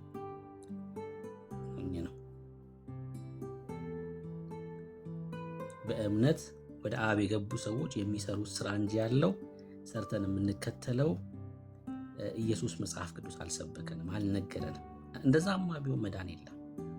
እንደዛማ ቢሆን ወደ አብ መግባት ሩቅ ነበር፣ አይቻልም ነበር፣ በሰዎች ዘንድ የማይቻል ነበር እሱ። ለዛ ነው መጽሐፍ ሲናገር በማቴዎስ ወንጌል መጽሐፍ ምዕራፍ 19 ላይ በማቴዎስ ወንጌል መጽሐፍ ምዕራፍ 19 ላይ ሲናገር ጴጥሮስ ምን አለ መሰላችሁ? ያ እስራኤላዊ ሰው ለመዳን ምን ላድርግ ሲለው ሕጉን ጠብቅ፣ በቃ ለመዳን ትፈልግ ከሆነ ሕጉን ጠብቅ። ይሄንማ ከልጅነቴ ስጠብቅ ነው የኖርኩት አለ። ይሄንማ ከልጅነቴ ጀምሮ የጠበቅኩት ነው። እንግዲያውስ ያለህን ሽጠህ ተከተለኝ አለው። ተመለሰ ወደኋላ እና ጴጥሮስ እንደዚህ አለ፣ እንኪያስ ማን ሊድን ይችላል አለው። ጌታ እንደዚህ አለ፣ ይኸውላችሁ ይሄ በሰው ዘንድ የሚቻል አይደለም፣ በእግዚአብሔር ዘንድ ግን ሁሉ ይቻላል። በእግዚአብሔር ዘንድ ምንድነው? ሁሉ ይቻላል። ሁሉን ቻይ በሆነው በእርሱ ነው ወደ አብ መግባት ይቻላል። በሰው ዘንድ የሚቻል አይደለም ማለት ኢየሱስ ራሱ ሁሉን ቻይ በሆነው በጌታ በክርስቶስ ኢየሱስ ወደ አብ መግባት ችለናል። ያለሱ ያለ ክርስቶስ ወደ አብ መግባት የለም። ያለ እርሱ የዘላለም ሕይወት የሚባል ነገር የለም። እዛ የዘላለም ሕይወት ያገኙ ሰዎችም እዛ የዘላለም ሕይወት ባገኙበት መቆየት የሚችሉት በክርስቶስ ነው። የሚገርመው እሱ መግባት ብቻ አይደለም የሆነልን እኮ ከፍርድ ማምለጥ ጭምር ነው። ከቁጣው ያመለጥ ነው በእርሱ በኢየሱስ ክርስቶስ ነው። እዛ መቆየት የምንችለውን በክርስቶስ ኢየሱስ ነው። መግባት ብቻ አይደለም መቆያችንም ጭምር ነው ኢየሱስ። መኖሪያችንም ጭምር ነው ኢየሱስ። የዘላለማችን ነው። ከፍርድ ያመለጥንበት ነው ኢየሱስ። ይህን ሰሞኑን ስለው ነበረ። በጣም የሚገርመው ሰው የመማፀኛ ከተማ ውስጥ ከገባ በኋላ እኔ ብርቱ ነኝ፣ እኔ ጀግና ነኝ ምናምን ብሎ መናገር አይችልም በዛ በመማፀኛ ከተማ ውስጥ። ምክንያቱም ገሎ ነው ሁሉም የመጣው። ገሎ ነው የመጣው። በቃ ጀግና የለም እዛ ውስጥ፣ ገዳይ ነው፣ ወንጀለኛ ነው። አንዱ አንዱን ሲመለከት በቃ ገዳይ ነው። ግን በህይወት ይኖራሉ፣ በህይወት ይኖራሉ። ምክንያቱም ወደ መማፀኛ ከተማ ስለገቡ ማለት ነው። በመማፀኛ ከተማ ውስጥ ሊቀ ካህኑ በህይወት እስከቀጠለ ድረስ እነዚህ ሰዎችም በህይወት አሉ። ሊቀ ካህኑ በህይወት እስካለ ድረስ ማለት ነው።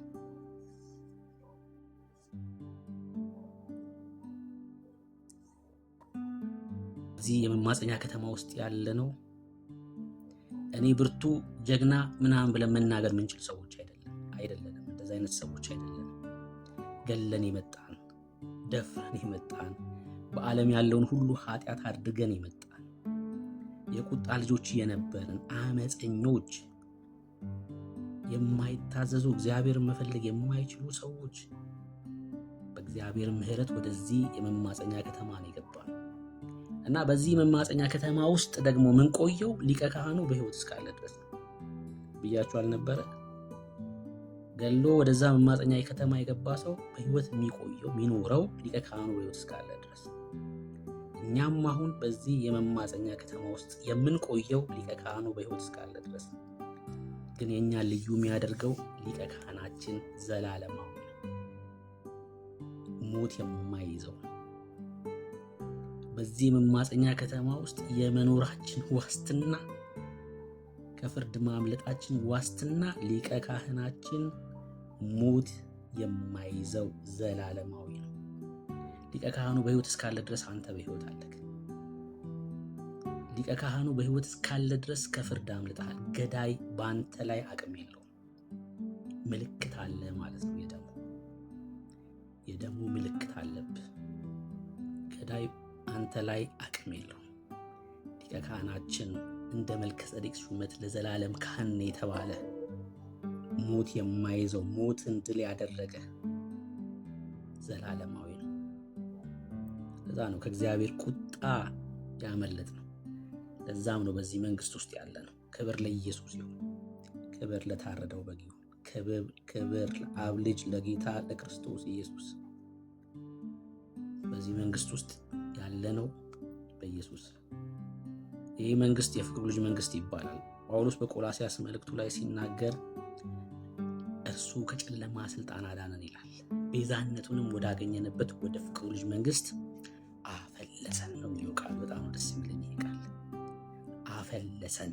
መፍለስ ታውቃላችሁ?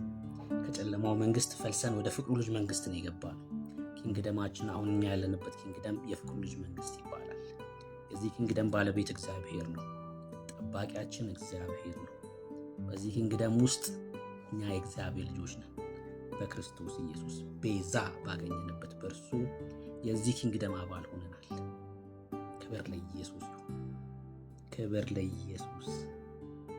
አይገርምም? የጨለማው አባል አይደለንም። በእግዚአብሔር መንግስት ውስጥ ነው ያለነው ማለት ነው። እግዚአብሔር መንግስት ማለት ይሄ ነው። ከአባባ ጋር ህብረት አድርጎ መኖር ማለት ነው። እኛ በስጋ በጣም ክርስቲያን በክርስትና እንዴት ደስ እንደሚለኝ በጣም ነው ክርስትና ደስ የሚለኝ። ስትሞት የት ነው የምትሄደው ምናምን እንደዚህ አይነት ጥያቄ ሲጠየቁ እኔ ምን አውቃለሁ ይላል። እኔ አላውቅም እሱ ነው የሚያውቀው ይላል። እኔ ግን አውቃለሁ። እኔ አውቃለሁ። ክርስቲያን ያውቃል። አይገርምም? እኛ እናውቃለን። እዚህ በፍቅሩ ልጅ መንግስት ውስጥ ነው ያለ ነው። ከእግዚአብሔር ጋር ህብረት አድርገን በስጋ ስንለይም ያው ይሄው የሆነው ህብረታችን ነው የሚቀጥል። ሌላ ምን የሚፈጠር ነገር የለም። በስጋ ስንለይ ና ልጄ ይልሃል። አገልግሎት ጨርሰሃል፣ በቃ ሩጫህን ሩጥ የተባልከው ሩጫ ጨርሰሃል ና ባልና የሚገባ ይሰጥሃል ማለት ነው። ህብረቱ ይቀጥላል። በቃ እዚህም ከአባባ ጋር ህብረት አለን። ኔትወርኩ ተዘርግቷል። ወደ ጎን የሆነ ኔትወርክ የለንም እኛ። አባት ብለን የምንጮህበት የልጅነት መንፈስ ነው የተቀበልነው። ህብረታችን ይቀጥላል። እዛም ስንሄድ ለበጉ ዝማሬ እናቀርባለን። ራዕይ መጽሐፍ ምዕራፍ 15 ላይ ያለው ዝማሬ ማለት ነው። እነ ሙሴ የዘመሩት ዝማሬ ማለት ነው። ራዕይ 15 ላይ ቆንጆ ዝማሬ አለ። ዘምሩት እሱን ዝማሬ። እዛ ሂደን እንዘምረዋለን። ሰማይ ሂደን እንዘምረዋለን።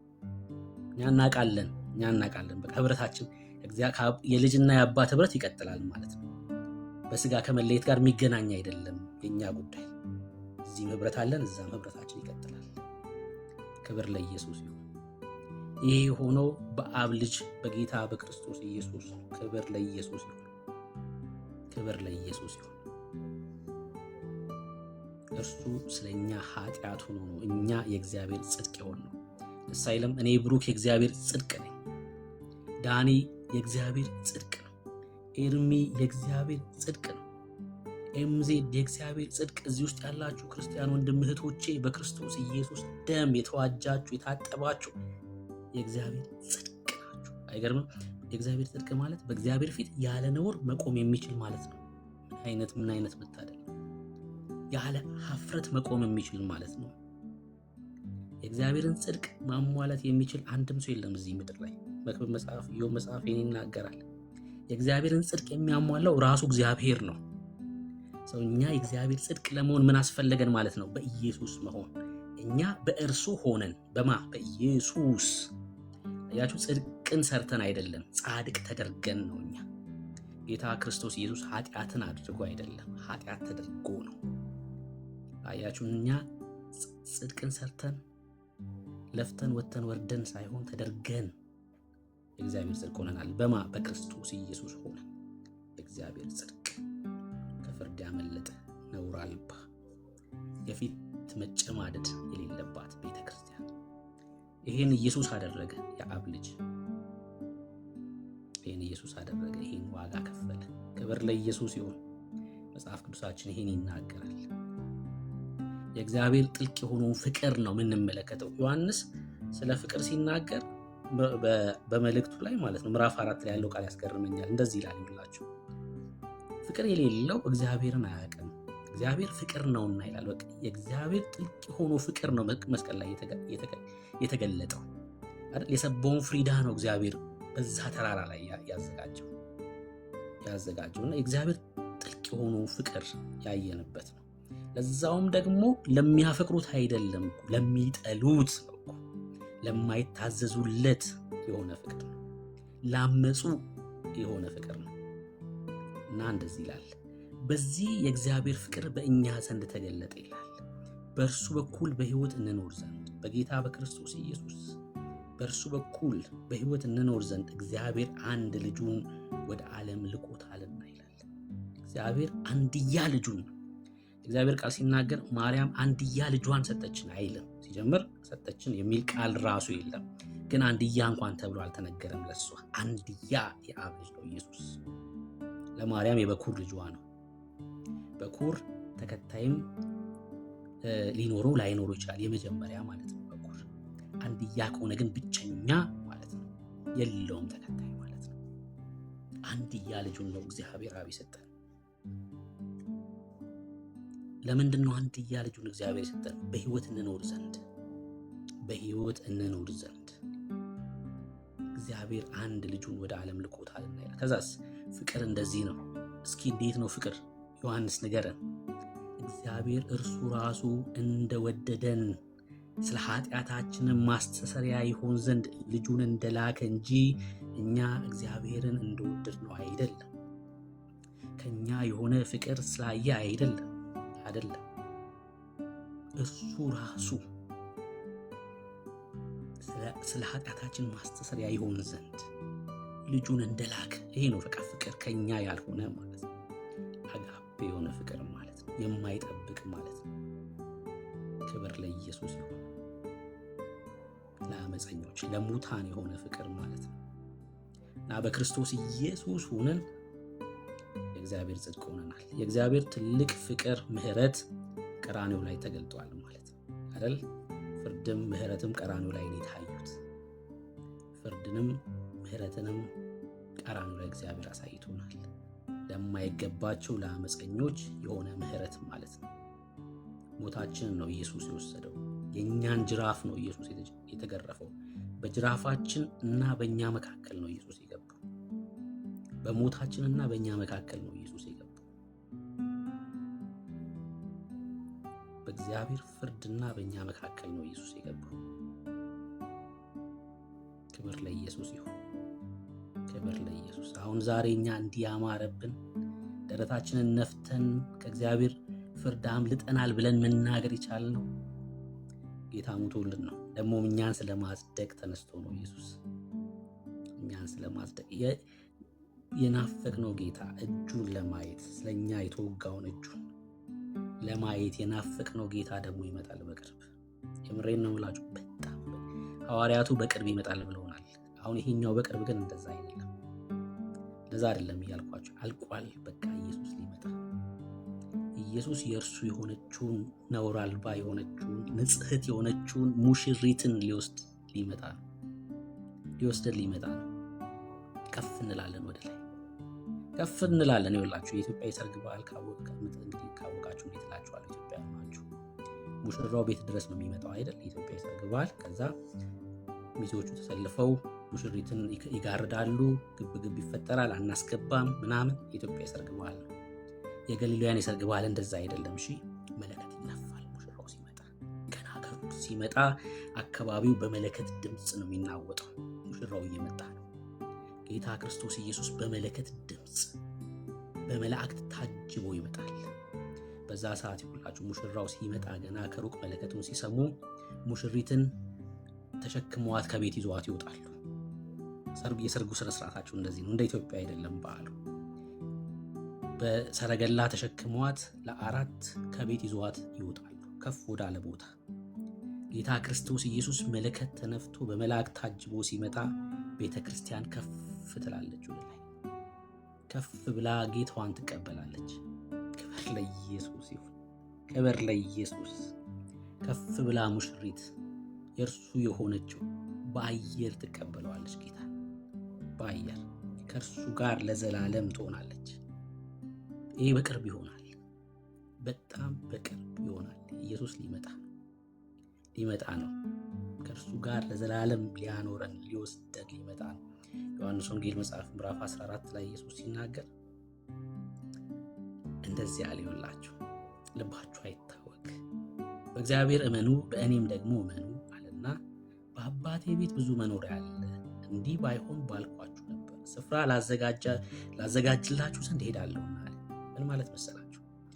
አሁንም ያው እዛው የመጀመሪያ የጌታ የክርስቶስ ኢየሱስ ተአምር በገሊላ ነው የሆነው ታውቃላችሁ፣ በሰርጉ ቤት ማለት ነው። እና ሐዋርያቱ ያው የገሊላ ሰዎች ናቸው። ጌታ ክርስቶስ ኢየሱስም እዛው ገሊላ ነው ያደገው። የተወለደው ቤተልሔም ቢሆንም ለቆጠራ በሄዱበት ከማርያም ጋር ማለት ነው። ዮሴፍ ያው የቤተልሔም ሰው ስለሆነ ከይሁዳ ነገድ ስለሆነ እጮኛውን ይዞ ወደ ቤተልሔም በሄደበት ነው ማርያም ኢየሱስን የወለደችው።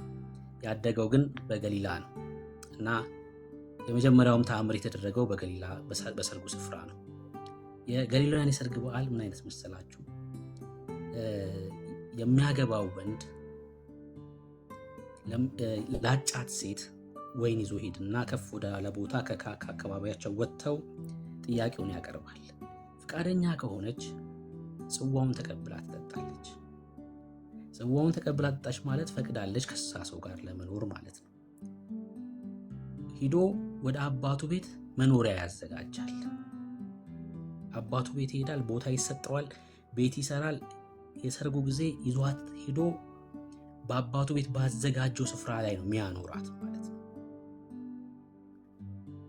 አባትየው በዚህ ሰዓት ምን ያደርጋል? የሰርጉን ቀን ቀጠሮ ይይዛል ማለት ነው።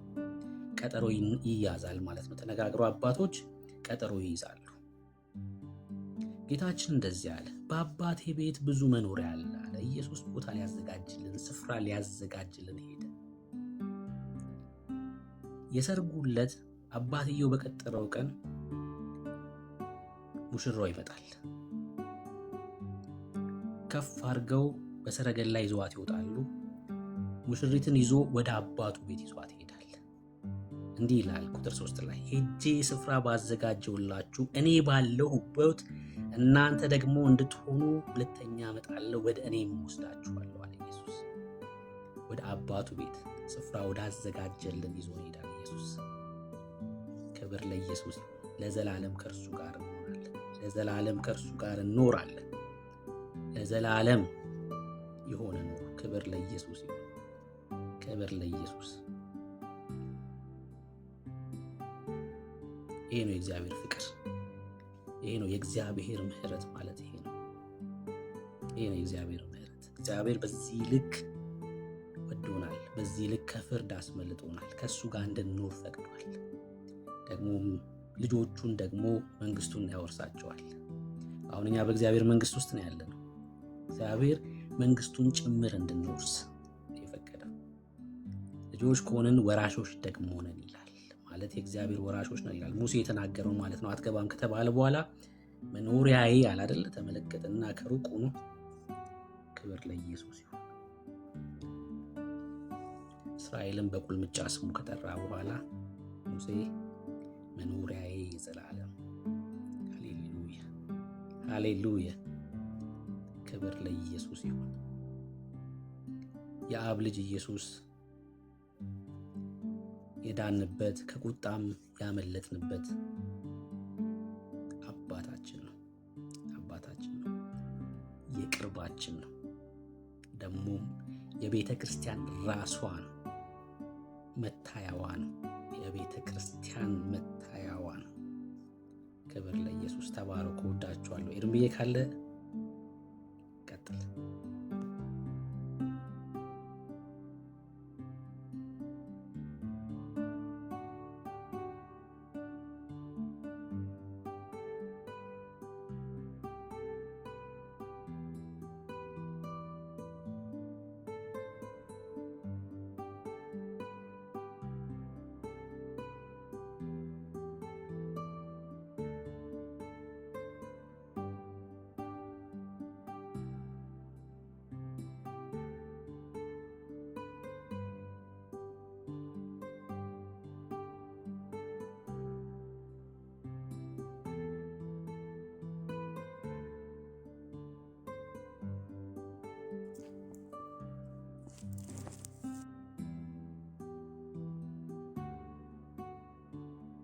እሺ ኤርሚ ዞር ብሎ ነው የሚሆነው። ዳኒ የሰማን አይሆንም በእርግጠኝነት።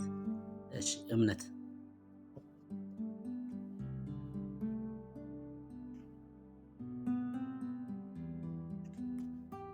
ይሰማል? እምነት አሜን አሜን።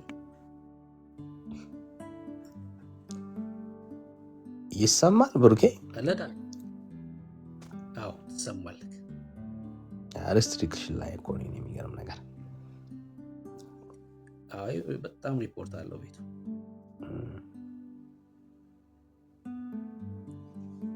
ሪፖርት አለው ቤቱ። ምን አጥፍተህ ነው? ምን በድለህ ነው? ኦጆች እጃቸው ረዘመ። አንተ እኮ ነው ያጠፋው። አሁን የጨለማውን መንግስት እያፈረስክ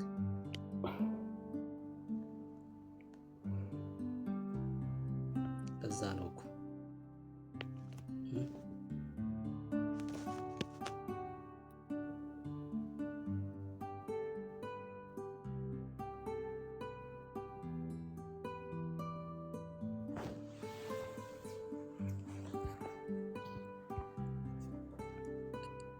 አንድ እንትን ላንብብልህ ዳኒ።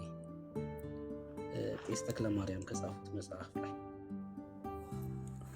እስቲ ብሩኬ እስቲ አንብብልን። እሺ ይህ መጽሐፍ ማለት መጽሐፈ ምን መሰለህ ርዕሱ? አንዴ እንዳልሳሳት ትምህርተ መለኮት በቄስ ተክለማርያም ገዛኸኝ የተዘጋጀ መጽሐፍ ነው። በ1996 ዓ.ም የታተመ መጽሐፍ ነው። እዚህ መጽሐፍ ገጽ 32 ላይ አንድ ታሪክ አለ። እሱ አንብብላችሁ። ገጽ 32 ማያምን ሰው ካለ ካሜራ ከፍታለሁ፣ ማታምን ከሆነ እሺ። ገጽ 32 እንደዚህ ይላል።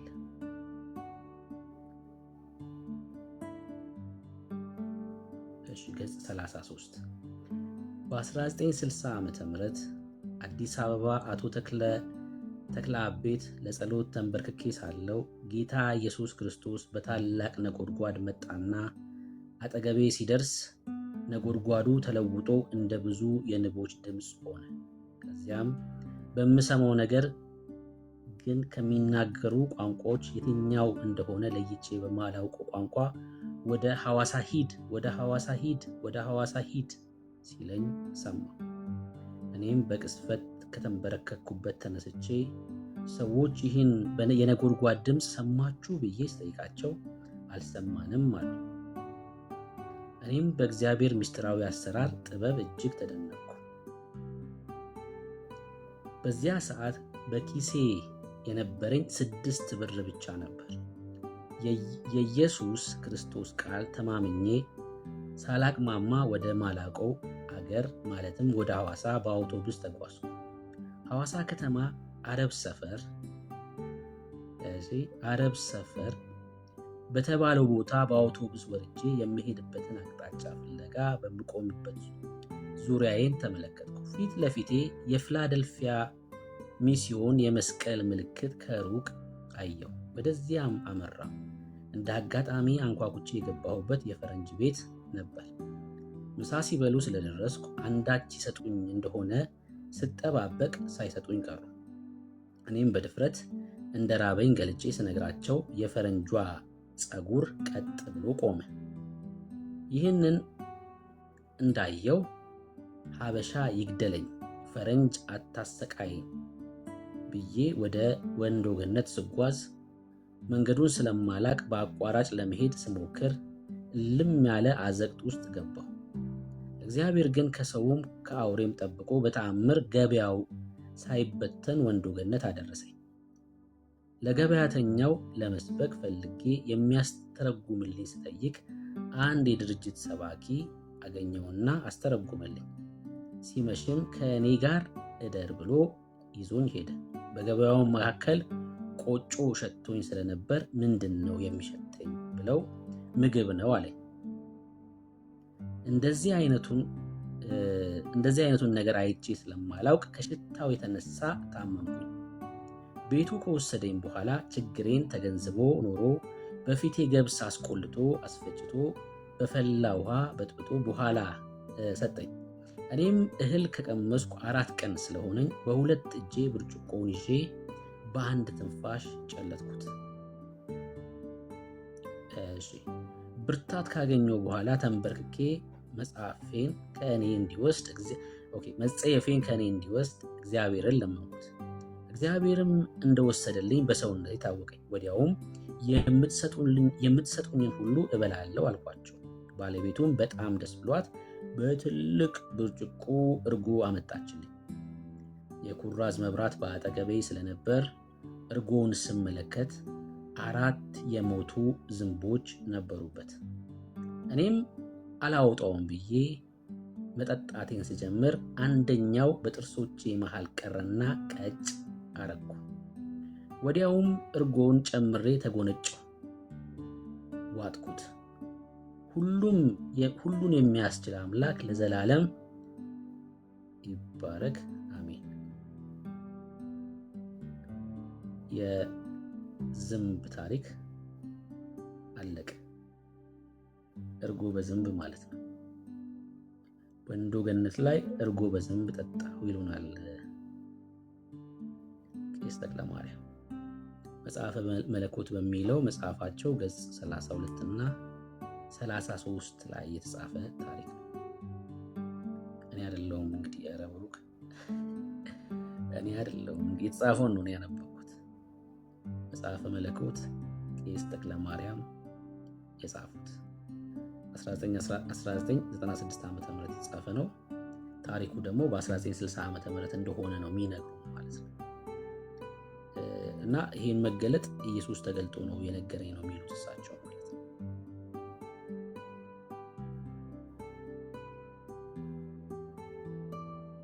ለምሳሌ ጥምቀት የሰው ስርዓት ወይስ መለኮታዊ ሚስጥር የሚለውን በፖስታ በኩል ነው የደረሳቸው መልእክቱ ማለት ነው። ደብዳቤው ማለት ነው በፖስታ በኩል ነው የመጣላቸው።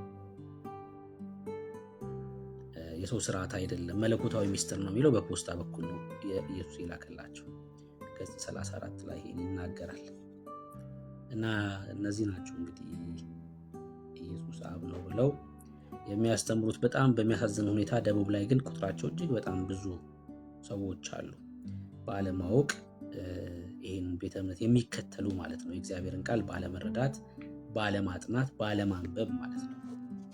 በጣም ብዙ ደቡብ ላይ ወንድምቶቻችን በዚህ ቤተ እምነት ውስጥ አሉ ባለመረዳት ማለት ነው፣ የጠፉ ማለት ነው። እና እግዚአብሔር ይርዳቸው፣ እግዚአብሔር ይርዳቸው። በዛ አካባቢ መስራት ክርስቲያኖች በጣም በብዙ እዛ አካባቢ ላይ መስራት ያስፈልጋል። በዚህ ትምህርት ዙሪያ ማለት ነው እንዲነቁ ካሉበት የስተት ትምህርት እንዲወጡ ማለት ነው እንዲወጡ። እሺ መግባት የሚችል ሰው ካለ መግባት ይችላል። በተነሳው ርዕስ ማውራት ስለምንችል ማለት ነው። መግባት የሚችል ሰው ፍቃደኛ ነን ለማውራት።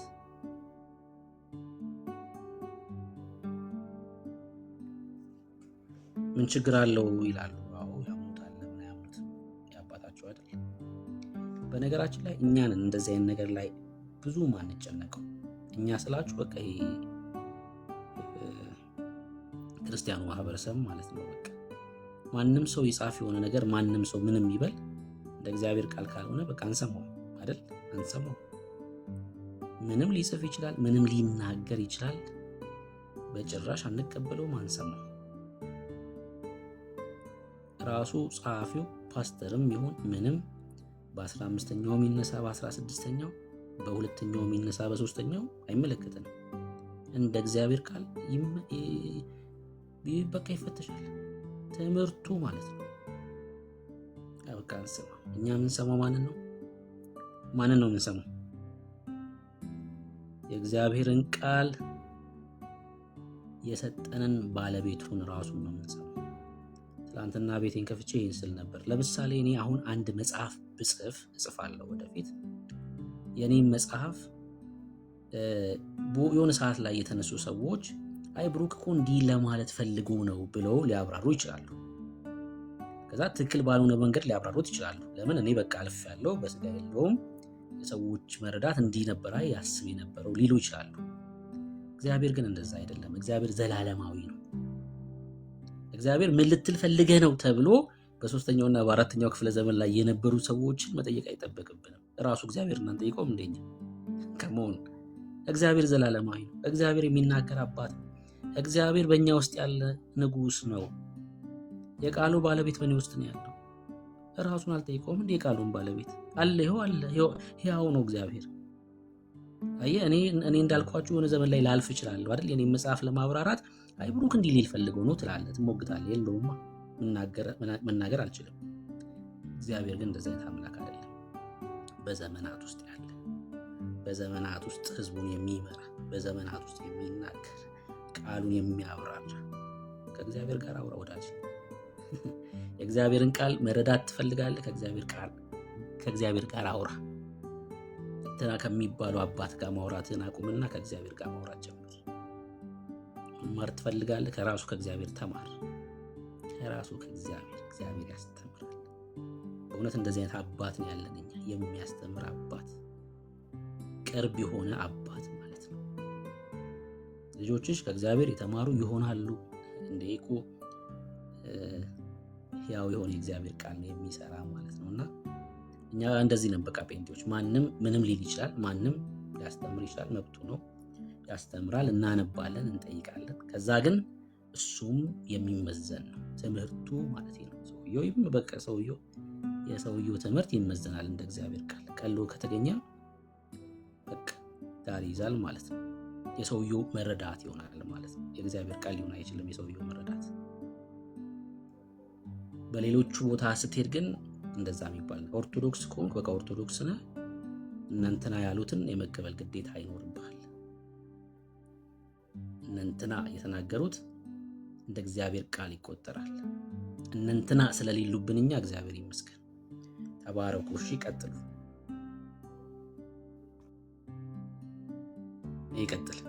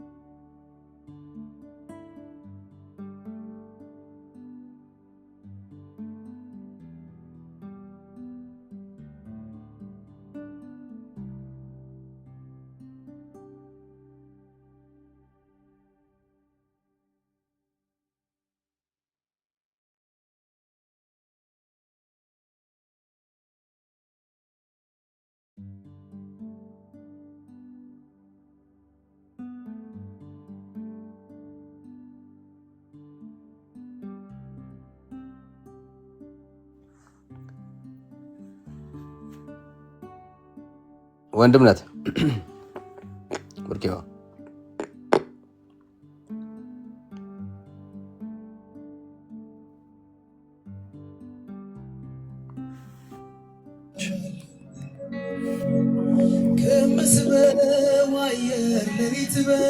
ወንድምነት አቤት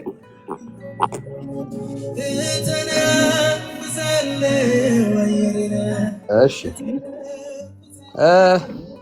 በቃ እኔ ጋር አይ ቲንክ ቤቱ ትክክል አይመስለኝም እና ወይ በኋላ አንተ ጋር እንግባበት። ሰሞኑን ገባባቸው ጥሩ ነው። አይ ሪፖርቱን እኔ ከፍታለሁ። መምጣት የሚችሉ ሰዎች መምጣት ይችላሉ። አንተም ለሊት እናንተ ጋር እረፍት አድርጉ። እሺ ወንድምነት፣ እሺ ያ ተባረኩ፣ እረፍት አድርጉ ወንድምነት። እሺ ያ ተባረኩ። ያልደከመው ካለ መምጣት ይችላል። ጸጋ ይብዛላችሁ። ተባረኩ። እንቀጥለዋለን።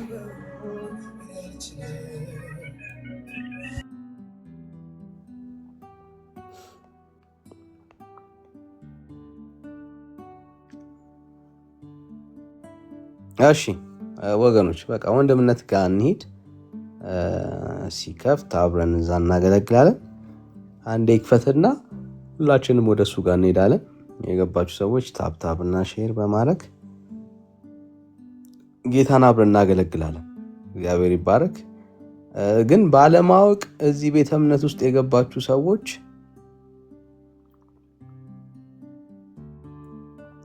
ንስሐ እንድትገቡ በጌታ ፍቅር እናበረታታችኋለን። ባለማወቅ ኢየሱስ ክርስቶስን የካዳችሁ ሰዎች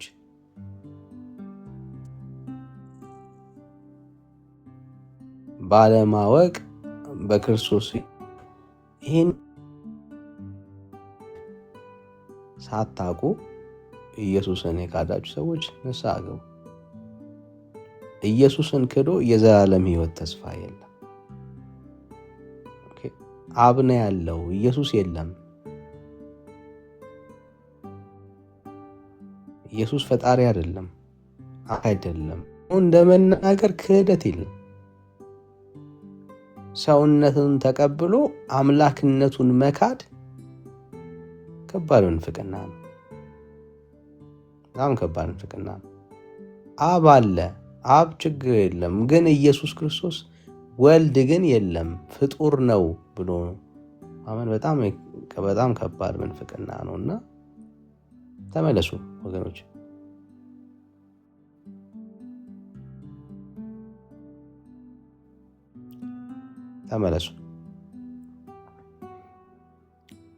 ተመለሱ ወዳጆች፣ ንስሐ ግቡ። በክርስቶስ ኢየሱስ እመኑ። የእግዚአብሔር ልጅ እንደሆነ ተቀበሉ እና ይህን ነው የምንላችሁ።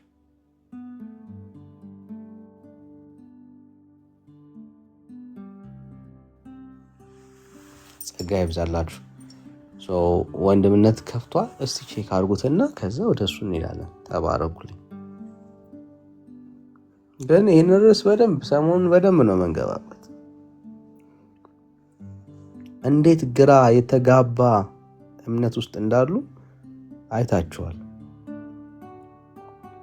ቤተክርስቲያኒቷ ጭራሽ